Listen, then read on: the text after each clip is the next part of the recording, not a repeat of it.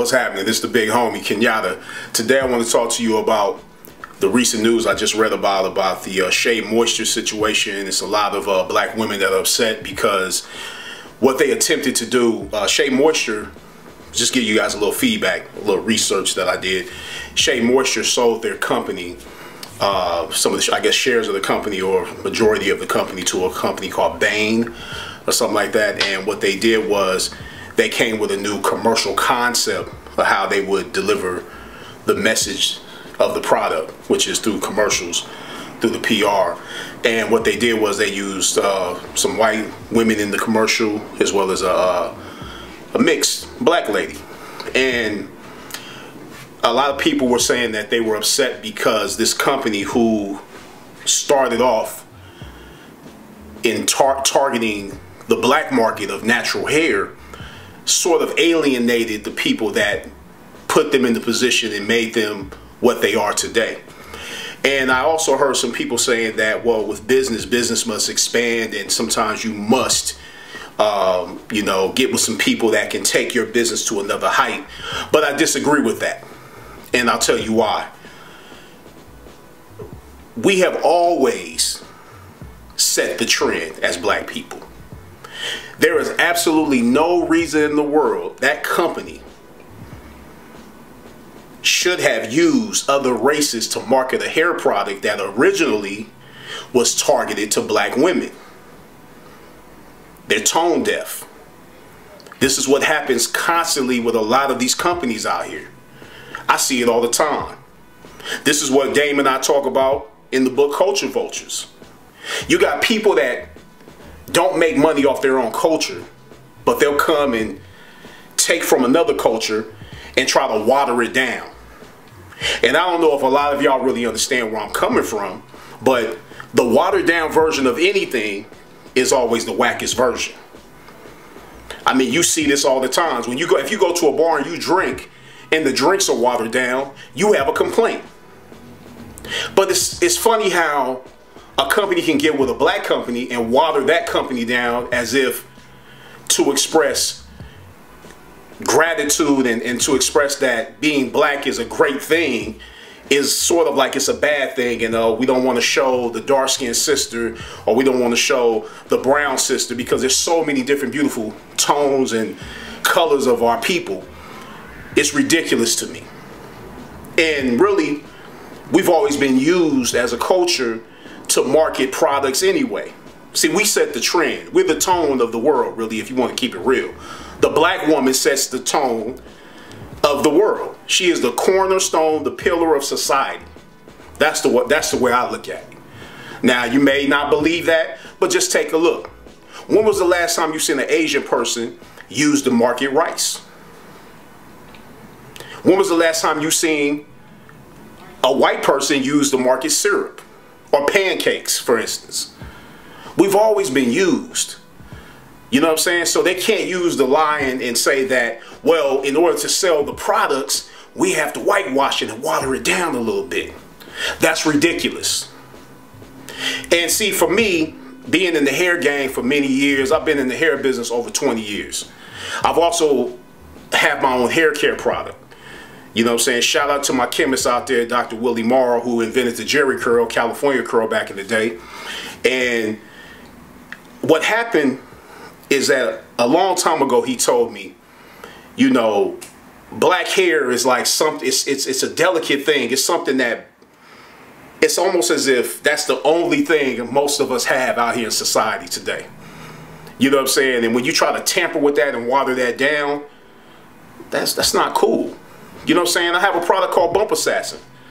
Being a black barber, unashamed to be a black barber, in a predominantly black area, Crenshaw 43rd, cutting black people, unashamed to cut black people, I created a product for black skin called Bump Assassin. Now, others are welcome to use the product, and they're gonna use it anyway, because there again, black people set the tone and set the trend. And even if that's not what you want to believe in your mind, always focus on your target audience whenever you're doing anything. See, when you have your purpose set, nobody can come in and try to tamper with that or shake that up. I didn't make my product for white skin. I made it for black skin. Majority of black people have problems with what? Razor bumps and clipper burns from getting cuts and different things. You know what I'm saying? So I made a product targeted towards the black men that I cut, including black women. But what happens is, if I got with a company, what can happen is, if I got with a company, for instance, and say they came in with some money and they say, oh, we want to water this down, the natural thing that most people think is, oh, you take that money and you do what you have to do. I disagree with that. What I would have to do at that point is create another line to target someone else or some other culture. The product I have is targeted for my culture, and I'm unashamed of that.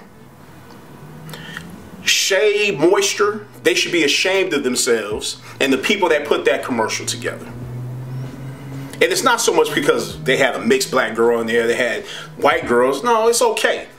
But the thing is, your target audience, you alienated them. Look how you made them feel. They put you in the position you are in today from buying your product.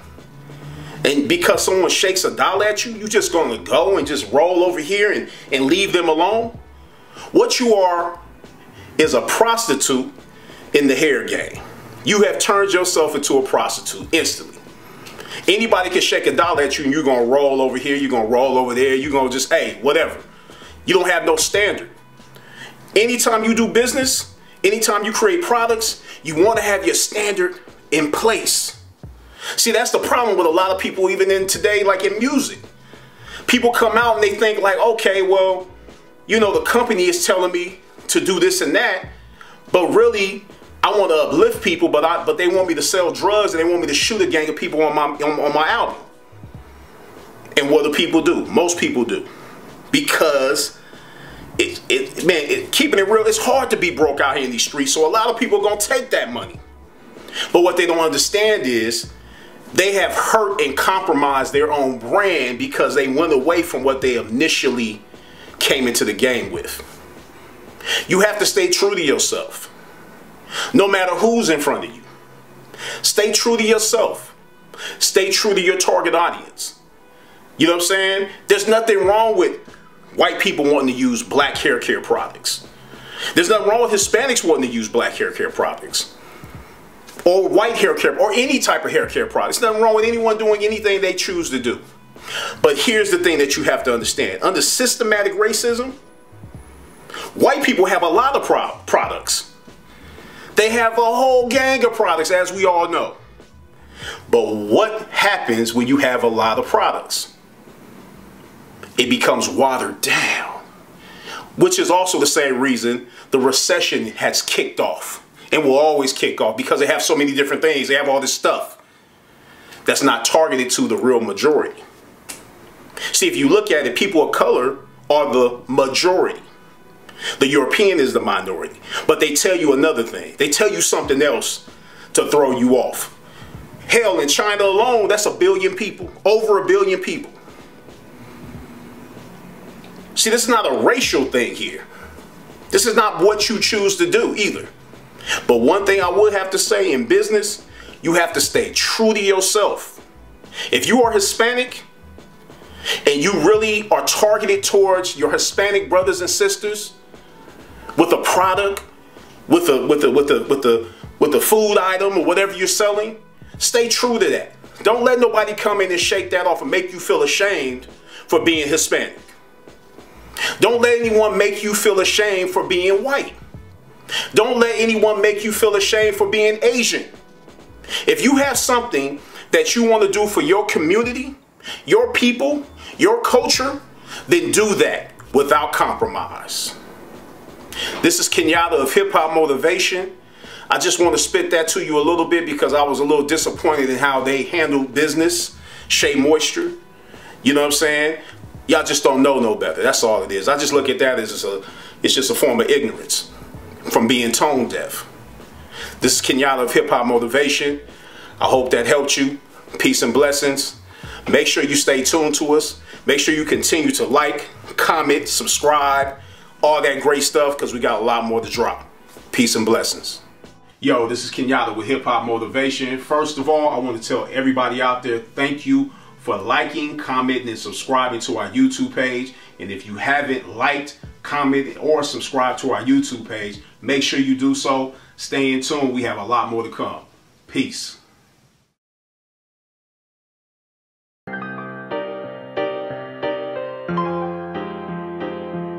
Yo, you can either think of a master plan or get mastered by somebody else's plan. Check it. As a barber, one of the most important life lessons I learned is to never do anything without seeing the ending result first.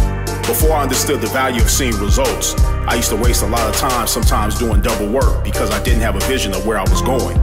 Then I started taking consultations more serious by not even turning on my clippers until I had a clear understanding of the result my client was planning to see. And in turn, it became easier to achieve the style they wanted to see in half the time. Real talk, the most successful barbers and beauticians are the ones that see the ending results before they start any service. Write this down. Before making any moves, know where you're going. Deciding from thoughts of being sick and tired of something, starting something, or admiring something can be the emotions that fuel change. Because write this down. Emotion leads to passion, passion leads to action, and action leads to results. Word up. Question: what's the #1 killer of dreams? If you said fear, you're wrong. Fear is on the list, but it's not the #1 killer. The #1 killer of dreams is comfort. The comfort of a good paying job or in an active relationship can seduce us for many years into the rhythm of accepting things without making any moves to change, further numbing us into a state of zombie-like passiveness. Write this down. Passiveness will cause your dreams to pass you by.